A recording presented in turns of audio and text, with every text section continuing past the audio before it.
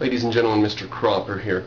I want to talk to you about the Crow Epistemology, which is a key concept in objectivism.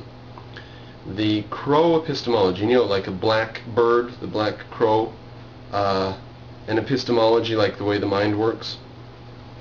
So Ayn Rand discusses this in her book, Introduction to Objectivist Epistemology. And the Crow Epistemology was an experiment done by some scientists where they had some crows in a clearing, and they would send people walking in. One person walks in, the crows would fly up in the trees, and that person go through, and they would all wait, and the person would finally walk back out, and they would come down. Two people go in, same thing. They wait until the two people come back out before they fly back down in the clearing. Three people go in. They fly up out, wait, people leave, they come back down. Four people go in and three leave. And they flew back down because they couldn't tell the difference between 4 and 3. They could tell whether 2 people had come and left. They could tell whether 3 people had come and left. But when a group of people came and some people left, they thought the people had left. They had no way to distinguish. And anything over 4 they couldn't handle. So basically a crow's epistemology goes 1, 2, 3, many. There is a limit to the consciousness of either an animal or even a human. There's only so many things you can keep in your mind at once. Humans can go about 5. 3 if you're young or silly or have ADD or other problems. 4, 5 units. You can hold about 5 units in your head at once. I'm not talking about that short-term memory phenomenon. I'm talking about just the ability to think about something, the ability to concentrate on something and hold a point in your mind and connect it with another point. Now, it's no coincidence that a good essay or a good speech has 3 points, or 4 or 5 at the most. That's not a coincidence. It's because that's all that you can pack into one given concept. Otherwise, you have a laundry list of stuff that just gets scattered about. Now, the Crow Epistemology is important in many ways because it lets you know what you're able to do when you're communicating with somebody, when you're talking to someone, trying to teach them, for example, or just trying to get your point across in a debate or whatever. You've got to have a certain amount of limited points, and within each of those you have to break it down, a certain amount of limited points. You say these 3 things, and they have to tie together into one main point. Then you go on to your next 3 little things, and they tie together into one main point. And your next 3 things, and they tie together. And then you've got your 3 main points out of 9 separate little points.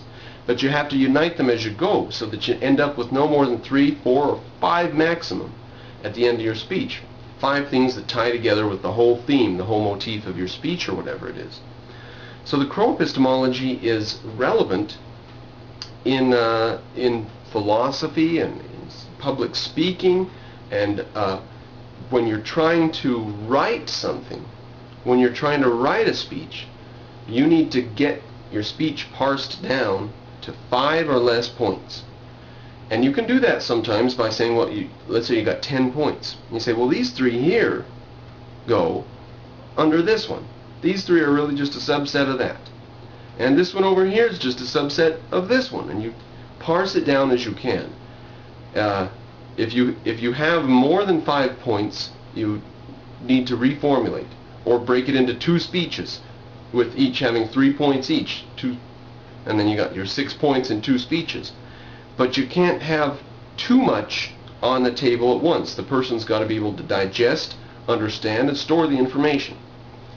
So this was sort of talked about jokingly by Ayn Rand as the Crow Epistemology, that our consciousness is finite. It's not infinite.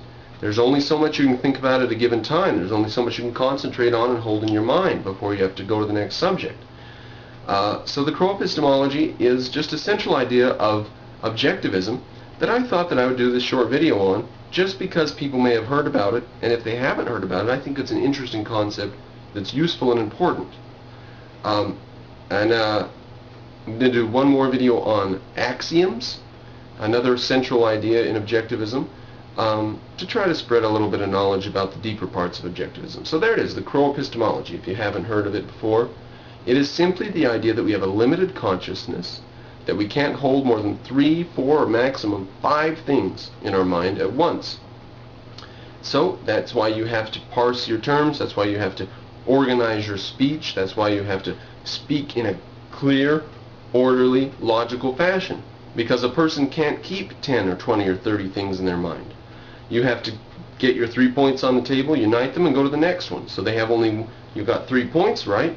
And they went into 1 point overall. Those 3 as a motif, you got 1 point. So now you got all 3 items in one idea in your head. That's fine.